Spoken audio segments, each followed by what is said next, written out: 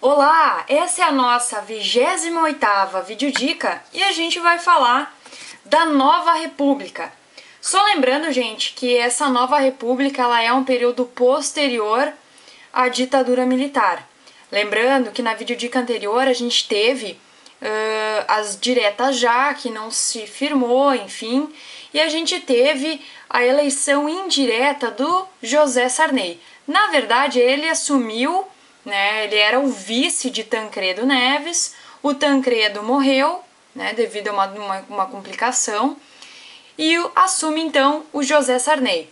O seu governo vai de 1985 até 1990, e esse período da Nova República vai desde o final da era militar, ou seja, 1985, até os dias atuais. Como é que é este governo do José Sarney? O José Sarney ele era um político representante das velhas oligarquias e em seu governo, né, ele vai herdar uma terrível realidade social e econômica do período anterior, ou seja, do período militar, uma vez que mais ou menos 65% da população estava subnutrida. E, além disso, devemos lembrar que a dívida externa passava dos 110 bilhões. O que ele vai fazer? Ele vai convocar um economista chamado Dilson Funaro, que vai se organizar com uma equipe. Esse Dilson Funaro vai ser o ministro da Fazenda. Ele vai se aliar a uma equipe e vai lançar no dia 1º de março de 1986 o Plano Cruzado. Este Plano Cruzado vai estabelecer o quê? Uma nova moeda chamada Cruzado, vai congelar os preços e os salários, além então de um corte de 20% dos gastos do governo. A ideia do Plano Cruzado era boa, visando controlar a inflação, mas, gente, ela logo se transformou num desastre. Por causa do quê? Por causa desses congelamentos de preços e salários, por exemplo, existiam os fiscais do Sarney.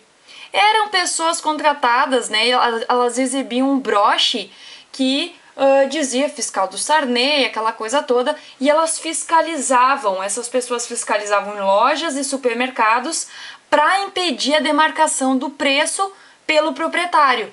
Ou seja, havia um congelamento dos preços e salários. Tu não podia estipular, não era a lei da oferta e da procura, era um congelamento de preços. Então, o que aconteceu? Por que esse plano fracassou? Como havia esses fiscais, os estabelecimentos não podiam demarcar valores nas suas mercadorias. Então, o pessoal começou a esconder as mercadorias e revendê-las por fora. Se tu me desse, tu quer um Nescau, por exemplo, se tu me pagar, sei lá, 10 reais a mais, eu te vendo, entende? Não existia nas prateleiras mercadorias para ser compradas, só se tu comprasse por fora. Podemos citar ainda, gente, o Plano Cruzado 2, tá? O Plano Cruzado 2 e o Plano Verão. O Plano Verão foi criado pelo novo ministro da Fazenda, chamado Maílson da Nóbrega, com a criação de uma nova moeda, o Cruzado Novo, tá? Surgiram novos partidos, como o Partido da Frente Liberal, o PFL, e o Partido Social Democrático Brasileiro, o PSDB. Lembrando que foi permitida a legalização do PCB e do PCdoB, que eram de tendências comunistas. Seu governo foi palco de inúmeras acusações de corrupção e tivemos a Constituição de 1988. Vamos a ela então ligeirinho e a gente já volta.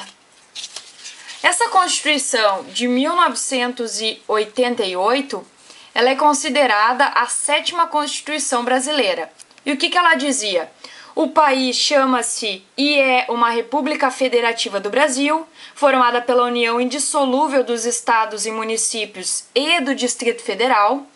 O voto obrigatório entre 18 e 70 anos e facultativo para analfabetos e jovens entre 16 e 18 anos, assim como idosos acima de 70 anos. As eleições eram em 2 turnos para presidentes, governadores e cidades acima de 200 mil eleitores.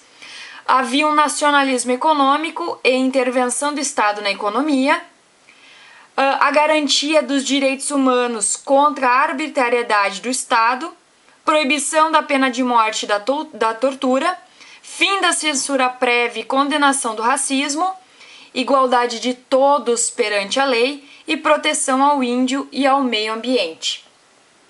Só retornando aqui para finalizar, a gente vai ter, então, posteriormente, em 1989, uma campanha eleitoral que vai contar com 22 candidatos. E a consequência desta eleição foi a vitória de Fernando Collor de Mello, com 42,75% dos votos. Só lembrando, gente, que essa Constituição que eu acabei de falar, ela é uma Constituição considerada moderna, mas em alguns itens ela não estabelecia limites, como por exemplo no caso da reforma agrária. A reforma agrária, que apesar de ter sido aprovada, ela não foi realizada por não estabelecer o que era uma terra produtiva e improdutiva. Então tá, pessoal, espero que vocês tenham gostado e até a próxima!